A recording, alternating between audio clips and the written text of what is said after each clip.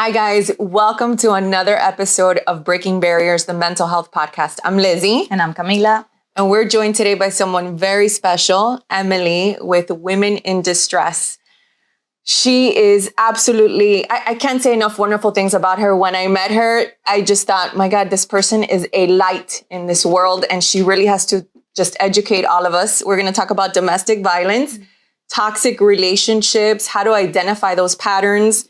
So much. Yeah, lots to talk about. Thanks so much for having me. I'm really excited to be here. Thank you for coming. Yeah. And it's so important for us to be talking about this because domestic violence, it comes in different shapes and forms. So it's very important to be aware about it and how to identify those signs and symptoms and how to help out someone that we know that they can be in that situation. Because sometimes we don't see in reality that domestic abuse doesn't only come in the physical form, it also appears in emotional abuse as well. So thank you. So Emily, tell us about you and how you got involved with Women in Distress. Yeah, no, I want to say thanks again for having me. I think domestic violence, every time I get invited to speak about it, I'm always really impressed because it is a hard topic. So thank you for highlighting this as part of your podcast. I kind of found it accidentally. So I got involved in social work, which is a really, really big field. There's so many different specialized populations and things you can work in. And I did an internship with the state attorney's office up in Tallahassee where I was going to school. And of course, in that victim advocate unit, we work with all sorts of violent crime, ranging from murder to aggravated theft and all sorts of things, but sexual violence. But, 15% of all violent crime nationwide is domestic violence. It's 15%. 15%. It's a really big piece of the pie. So as an intern, that's what we ended up working the most on because that's what we saw the most. And the more I met with survivors and I learned from the advocates around me, and I just realized like this is really cool work. And I just found my niche in it, and I've been doing it since. I moved back down to South Florida where I partially grew up and got into prevention work at Women in Distress. Wow. Nice. Yeah. Tell us, so let's put some definitions out there. Sure. What exactly is domestic violence? So domestic violence is a system or a pattern of power and control in a relationship. And it's different forms. That's why we have different forms of abuse. When you look at the legal definition, and especially in the state of Florida where we are, it's very much rooted in, physical violence or sexual violence or stalking. It's very situational, right? This incident happened on this date. What we really know about domestic violence outside of that legal definition is it's about the dynamic of the relationship, right? So the names that they call you, the way that they put pressure on you, the way the financial control starts to seep in. Financial control. Yeah. So financial abuse, I feel like I'm just spitting out some Yes, please. Financial abuse happens in upwards of 90% of abusive relationships. It's one of the most common forms of abuse, but it's also one of the least talked about. But think about it too, especially if you're getting serious with someone, maybe you move in, maybe you even get married. Of course, finances are going to be part of that.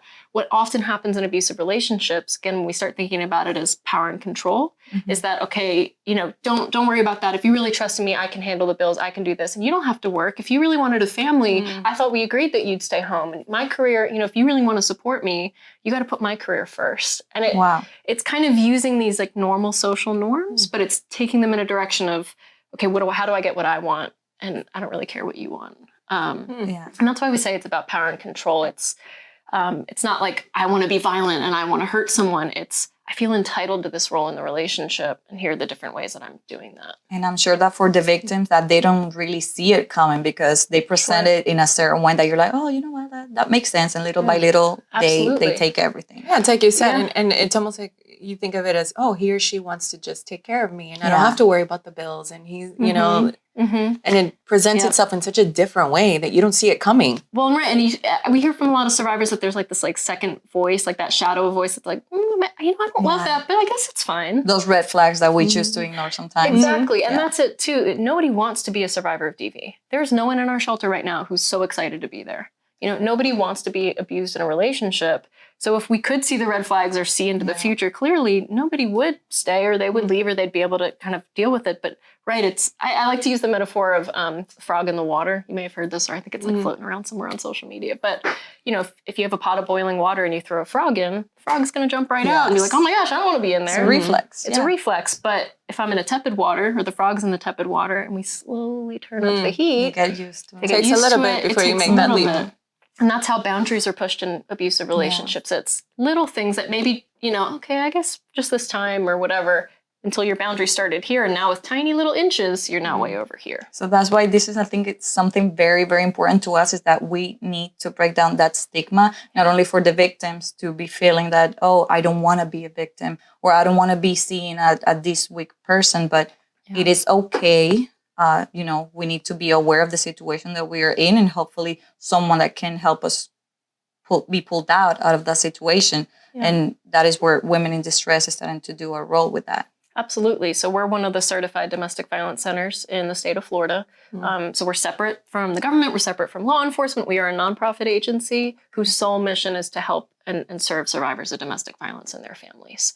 And a big way we do that, when you talk about supporting survivors, when I do our new hire training, I always say you don't have to have exactly the right words. You don't need to have been an advocate for years and years and years. You have to be willing to show up, and you have to be willing to look at the person in front of you and say, you do not deserve what happened to you. What do you need? What do you want? How can I help you return to yourself? That was really powerful right there. That was beautiful. That's something we can all do with intention. I think people get scared of this topic because we don't want to make it worse. Yeah. Right. And we also don't want to put ourselves in danger. Yeah. One way we can step into the conversation with someone who's going through it, or even like you both are doing and bringing this subject to light, is let me just ask, right? We don't have to have all the answers. Often each one of us has the answers we need. It's just, I need someone to help me figure it out. I need someone to believe in me, give me that little kernel of truth, because especially with the emotional abuse in relationships, a lot of survivors, even the strongest people, your self-esteem gets worn away. You start to question yourself. Your self-worth. Absolutely. Yeah. And so a lot of the survivors, by the time they're reaching out to us, or they're even reaching out to family and friends, there's so much shame, there's so much embarrassment, and there's so much, I don't even know what's real anymore. So by us showing up and saying, well, help me understand what's real for you. Let's figure it out together. I'm here for this road trip with you until you kick me out of the car. And we kind of see it as that instead of do this, do that, and here's how to get out. And just the simple fact that you are listening to them, right? I think sometimes people just want to be heard. And so they come to you guys and they're telling you this and this and this is going on. And they just want to be heard. Like, how do I get out of this? What do I do? Right. Speaking their truth. Yeah. And I know you mentioned before we were starting to record that part of your goals with this podcast is to empower. Right? Yes. I love that word. Empower and inspire. Yes. So we utilize what's called empowerment-based philosophies in service, which is exactly what you just said. It's I want to empower not by telling you what to do, but by listening, by helping really see and giving you space. Because a lot of people in abusive relationships, I think you're right to say we often don't listen well enough in general. Where we're always listening to say, well, how can I jump in? What can I say next? When we pause that for ourselves, but especially with victims of domestic violence, us as advocates, we really try to practice. Let me put all my judgments aside. Let me put all the previous survivors I've talked to. Let me put everything else aside and enter your world with you. And you kind of have to, that's where empathy comes in, right? Empathy is, I'm willing to open this door to this emotion that you're feeling and step inside that with you so I can understand it and help if you want me to. I told you, she is a special human being. And it comes so natural. Yeah. So I wanted to know, aside, what are the majority of victims? Like, what are the age frames or the backgrounds of the victims that you deal with? Yeah, great question. I will say, domestic violence happens in all communities, to all genders, races, ethnicities, socioeconomic status, all of that. Particularly in our services and mostly around the country, the most common age demographic is women ages 18 to 34. Which kind of makes sense, right? You're getting maybe into your first serious relationships. We're starting to have children. You might start to get married or, long-term partnerships. And that's where we see a lot of the folks accessing services. And that doesn't mean it doesn't happen to older folks or teens. It's actually right now in February, Teen Dating Violence Awareness Month. It does happen to teenagers too. Wow. But the most common demographic, it still primarily is a violence against women issue. And that's not an accident. That's due to historical forms of oppression and things like that. But, we do see victims all across the board as well. Wow. Yeah. Wow. So, okay, ages 18 to 34 for the most part. Right. But it is Teen Dating Violence Awareness Month. Yep. Let's touch on that for a second because I think it's important. What advice do you give moms listening to you right now that maybe they're starting to see their daughters, their sons too, because we know it can happen to men also. What advice do you give if they start to see these red flags or hey mom, sharing stories. Mom, I went through this last night, or maybe not sharing with their mom or dad, but they're starting to pick up on different behaviors. Things are. What do you suggest? Yeah, I will caveat this answer with I am not a parent. Every time I talk to parents, I'm like, I don't know how hard your life is. But really, it's take them seriously. A big thing we do as adults sometimes is we downplay young people's experiences, particularly when it comes to relationships. Because what do we think as adults? You're going to have more relationships. This is puppy love. And that may be true in some circumstances, but it doesn't mean the emotions they're feeling at that time aren't any less real. So I always, if parents ask, I always say, take it seriously and ask more questions. It goes back to listening, what we were saying earlier. Don't assume A, your child's experience, or B, how they feel about that experience. But more and more, I think younger generations, particularly going through COVID, I think they're much more aware of mental health issues, which is great. They often have language to talk about it. It's giving them the space and the trust. Yeah. So I tell parents too, often it's preemptive, it's preventative. Have those hard conversations with your child before anything ever happens. Say to them very blatantly, I want you to come to me about anything. You're not going to get in trouble. We're on the same team. There might be consequences, but I care about your safety. I love you first and foremost. Because that's what's going to create that trusted relationship, right? Where, okay, mom and dad, this person, I sent nude pictures. He pressured me. I thought it was okay. Now I'm trying to break up with him and he's threatening to share them across the whole school. But that goes back down to that trust that the parent has with their teenage. Yeah. Because sometimes someone can be in an environment with a family that they don't really feel that trust with a parent, with a sibling, with not even with a friend to be able to open good enough. And it's hard. Yeah. It's really hard to open up. I mean, think about any time we're talking about mental health in general. Yeah. It's hard to open up about mental health struggles, even when you can almost guarantee a trusted friend or family member support. So the more as we on the listening or receiving end can validate and reassure, hey, if you ever need anything, I'm here for you. And that's exactly what we are here for. We're here you're doing a great job. We love it. About everything that is surrounded mental health, our emotions, our thoughts, how everything influences in the way that ultimately how we live the lives that we want to live.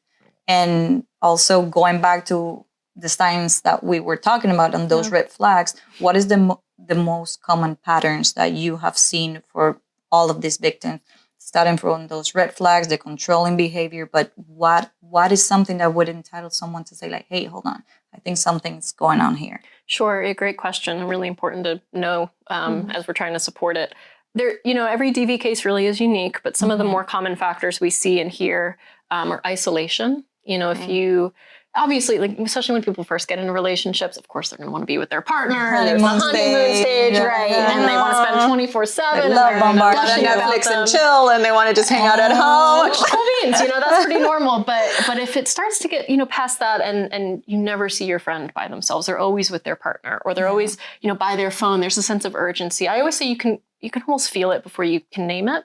We can often sense when something's wrong with the people around us. Sense of urgency. Yeah, like hey, how long is this going to take? My boyfriend needs me to text him, or I told him I would FaceTime when we get here. Yeah. Location, the pressure to location share. Now, if you're choosing that, again, this is book control, right? And boundaries. Yep. If you choose that of like, I want my partner to know where I am in these circumstances or all the time, that is a choice that you can make in a healthy way. But it's also something that we see a lot of partners pressure. Hey, well, if you're, why do you care if I see where you're at? If you're not anywhere you're not supposed to be, even think about that language, right? You're not supposed to be. It's good to differentiate between how you choose to carry on your relationship, because I trust my partner, and it's like some safety checks that we do. Other is like, I have to. Otherwise, it's going to get mad, or it's going to be passive aggressive. I told him I was going to be here 20 minutes. I'm going on 30 minutes. Oh my God, when is this over? When are we going to... Yep. I told them I would only be gone for this long. It's like you said, that sense of urgency, and you're looking at your phone, you're like... Yep. And that's where we get to, like, when I was talking about power and control, right? Those sound like really big, scary words, but that's really what we mean is boundaries, right? It's, am I deciding that we have this boundary? Is this an equal decision or is this an unequal decision? Yeah. So behaviors can look the same on the surface, but we really need to investigate is, well, where did that actually come from and who's making the decisions here? Boundary pushing, even making you feel guilty. I didn't really want to, but I guess just this one time, if you really love me, you would. I don't know why you're making such a big deal out of this, right? A lot of threats and coercion aren't, if you don't do this, I'm going to hurt you. That sometimes, especially when things escalate, it can get like that. But a lot of the time, we do this to our friends sometimes too, right? We push them in ways that are not okay. They victimize themselves, make you feel like, take advantage that maybe you have a good heart, you're an empath, you're like, oh my God, no. Yep. Yeah, they put it on you that you're the problem. And that's what we hear from a lot of survivors when the emotional abuse starts to come up, is I felt like I was always wrong and he was always right or she was always right. You're questioning They made me feel yourself. like I'm it. Yeah. Right. Yeah. And that's, I think emotional abuse happens in almost all abusive relationships. And that's often where it starts, right? Yeah. Abusive relationships don't start out of the gate often physically or sexually violent. It's often the emotional abuse, the verbal abuse, the things, we talk about the health of a relationship on a spectrum. So on the healthy side, both people are comfortable. It's not that both people are at peace. Both people are at peace. Yeah, that's a great way to say it. And it's not that we don't have arguments. We're different people. I'm sure if we hung out enough, we'd find we disagree on some stuff, That's normal human behavior, but it's how do you handle those disagreements? Yeah. That's healthy. If you feel comfortable, you feel content, you feel safe. Unhealthy is, I'm starting to feel a little uncomfortable. Yeah. Maybe I don't feel scared, but I just feel like something's a little off, or maybe this just isn't for me. Yeah. I'm feeling a little pressured, but I've been able to hold my own. And then where it really shifts from unhealthy to abusive is the presence of fear. Yeah. No longer am I just like uncomfortable. I'm now upset. I'm fearful for my emotional health, my mental health, my physical safety. And that's really where that line gets crossed. It's so scary. Yeah, it is. What are some of the psychological, like long-term effects that you see from the survivors of domestic violence? Yeah, and it can vary based on the type of abuse or the intensity of the abuse. And trauma shows up in so many different ways. I think there's so much amazing new literature coming out about trauma, even the way it shows up in our bodies. But kind of on a more general level, when we talk about trauma and just the ongoing, again, think about it as a dynamic. You're living in this fearful environment. You're not just experiencing incidents of violence. You're living in this environment where you feel controlled all the time. Yeah. So we see fight, flight, even freeze or fawn, right? How am I surviving? And that's really what it is. We say survivor with a lot of intention. These folks aren't victims. They're actively surviving their situation. They're doing a lot. They're doing way more than we often realize to keep themselves and their kids safe. But the other piece is they are surviving through this. They're learning mechanisms, right? So they might start, safety planning and getting different, like they're kind of always in survival mode. I don't know how else to describe it. But that can lead to tension. It can lead to depression. We see PTSD symptoms sometimes, that ongoing low self-esteem. The anxiety, feeling like they're not a good enough parent. It could lead to troubles at work, especially if they're going through a situation. Now they've got to take time off of work to go to court or go to therapy. And they start to kind of, feel like, well, now I can't handle this. So it's a snowball effect for a lot of survivors, but it definitely depression, anxiety. A lot of folks experience that, unfortunately. Emily, right now. Yes. Let's assume that there's somebody listening to you right now that's going through this. Sure. What advice would you give them? First, believe yourself that you are not at fault. You are not at fault for what was done to you. Nothing you could have done would have changed their behavior. A lot of survivors we talk to say, well, if I had just gotten dinner ready on time, if I would have seen that coming, if I would have known the red flags, if I would have picked up the kids, they would have found another excuse because it's not about what you're doing. It's about what they want. So A, it is not your fault. Yeah. B, reach out when you're ready and to who you feel comfortable to. There is not one right way to navigate DV. You can always call 911 if that's something you feel comfortable with and you feel like you're in immediate danger. There are domestic violence centers. So if you're in Broward, women in distress, you can call our hotline 24/7. There's also certified centers throughout the state of Florida and throughout the country. So no matter where you're listening or watching, there is a domestic violence center in your area. And there's also the national hotline. Can you repeat that? There is a domestic violence center? Yes, there's a domestic violence center. And I recommend if you have a safe phone or computer to Google. If you Google domestic violence, immediately the national number comes up. Even if you're just looking for statistics, it comes up. That's a great resource too. If you just, sometimes it takes that first step to talk to somebody. Maybe you're not ready to jump into services, but you just want to practice telling your story and see what that feels like and get that validation. So, and there is something that, because I remember seeing, I don't remember where, like a sign that they can, like a silent sign that can be said someone publicly. So someone is able to pick up that sign like, hey, this person it's asking for help. They cannot speak out right now. I think I heard of that. Yeah, yes. There's something. There's a few.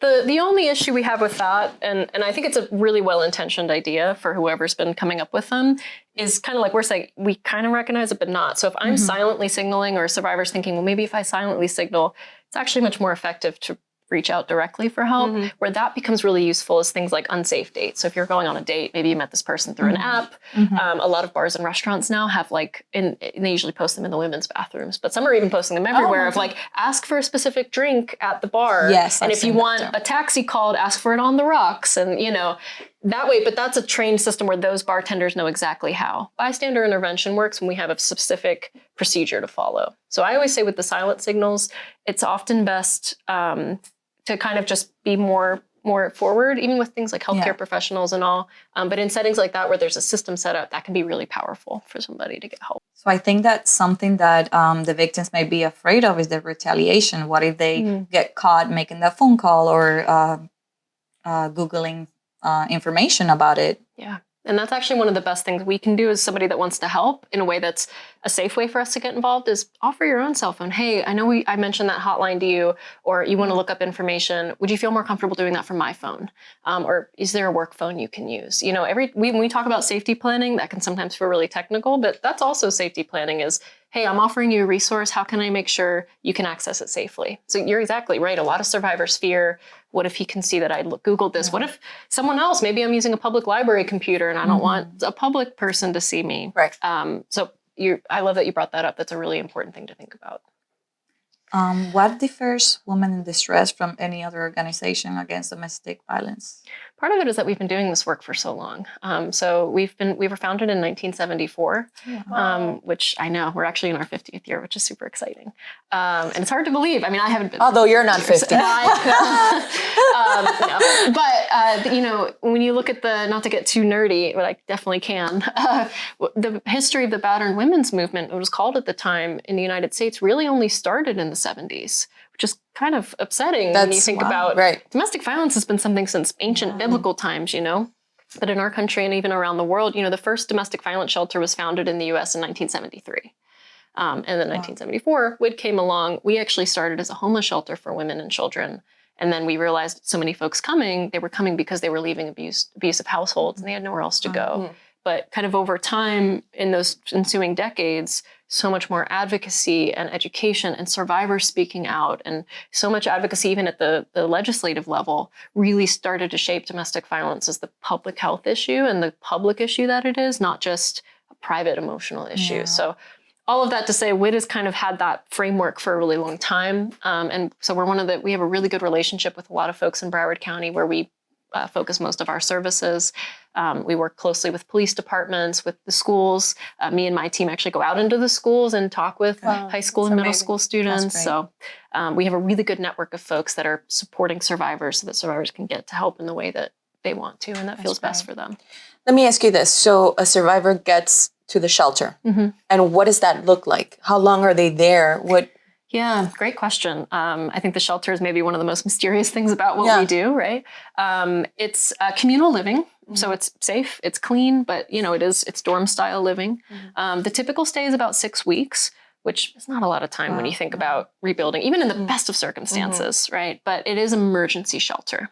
We're actually working right now on building a transitional housing program that would give survivors long-term 1 to 2 year stays to really focus on the long-term stuff, which we're really excited about. But right now, our emergency shelter is that safe place for them to go when they're in a dangerous situation. They need to get out. They have nowhere else to go, either financially or socially or logistically, and they can come and have a safe place with their kids. So somebody calls the hotline and they're telling you or whomever answers the phone, they're in a very dangerous situation. Are they typically advised to come into the shelter, or how does that look like? We essentially ask them. So if somebody had said that on the phone, the first question we ask when somebody calls the hotline is, are you in a safe place to talk? Because maybe law enforcement showed up and just gave them the phone, or maybe, a well-meaning family or friend, but they're not sure what they want.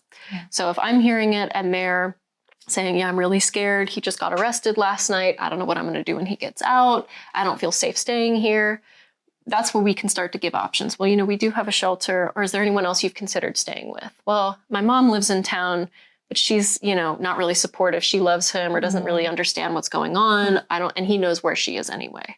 Okay. So then we start to kind of see, we through conversation, try to identify their biggest needs. Yeah. And then if one of their big needs is shelter, they don't seem to have another place to go, it's where we can start explaining, and not everybody is a good fit or wants shelter or needs shelter. We actually have an outreach program too that works with survivors at any stage in the abusive relationship, whether they're still in it, they're planning to leave, they've left 5 or 10 years ago.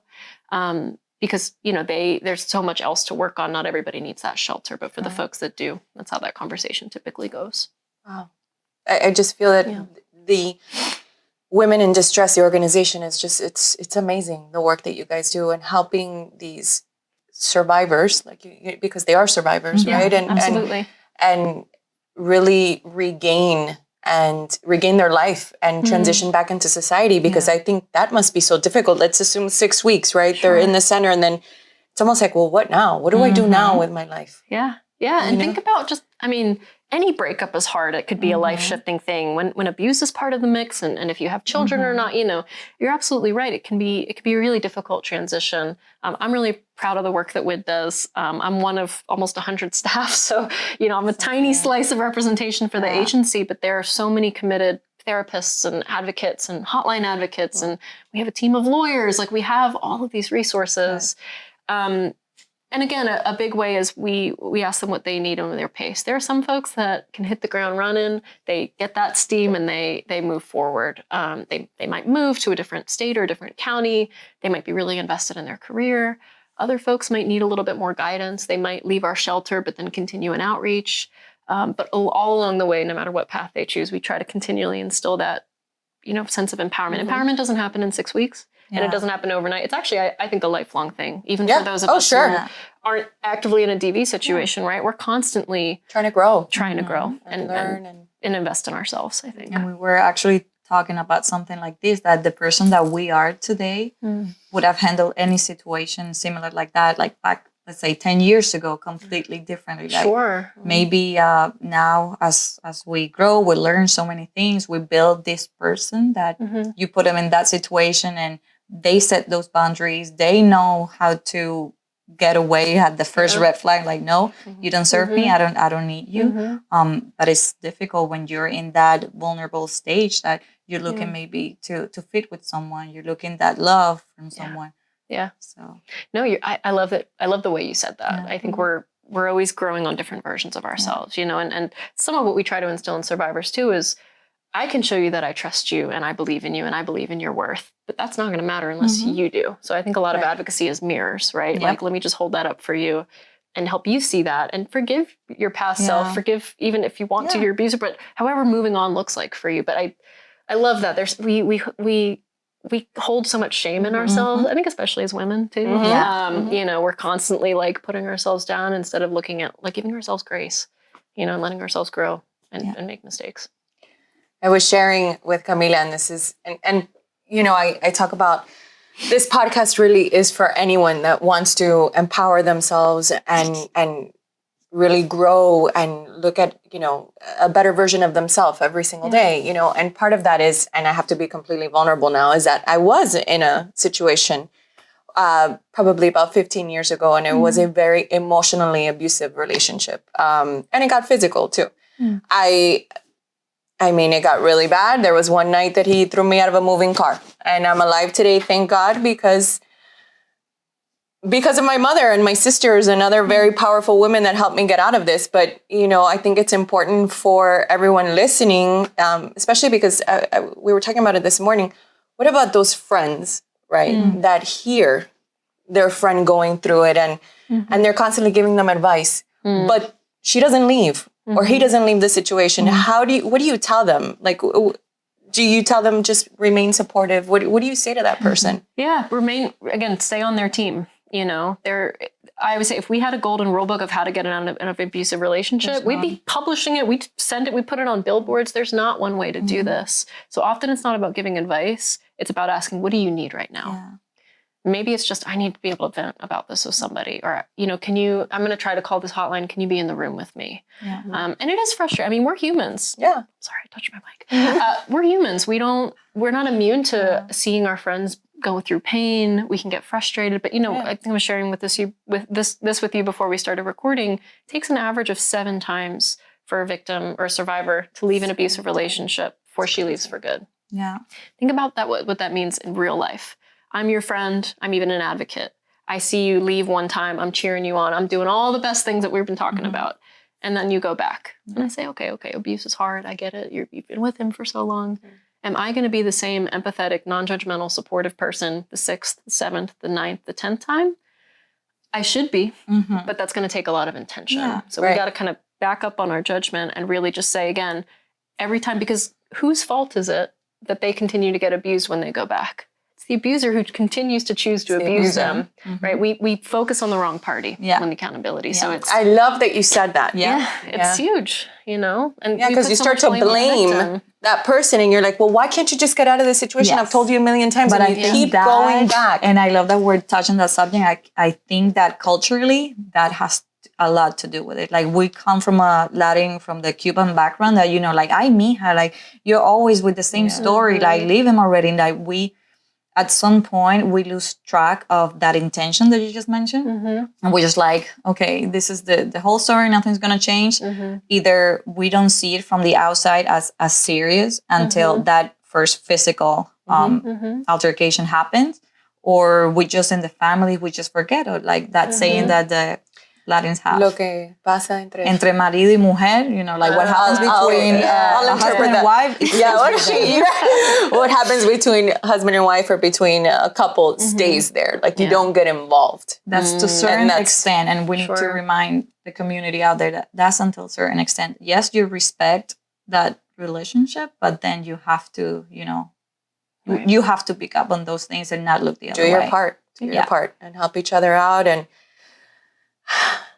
I'm just so happy you're here. I am too. No, really. Thank you so much for the platform and the questions. I mean, I think this is so important. That we'll do a part 2, 3, or 4, how many needed. Like, we will get the feedback. Anybody that is in a similar situation or needs more of those resources, like that's what we're here for. That's what we're breaking barriers. Yeah.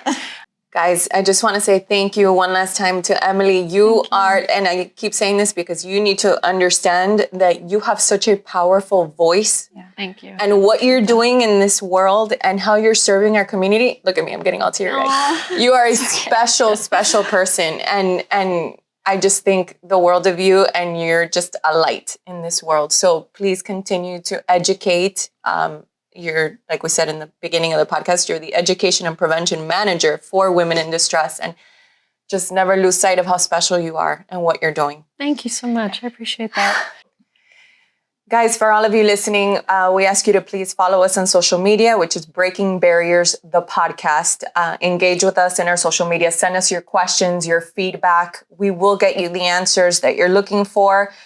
And thank you. Thank you for being here. And until next time on our next episode. Thanks.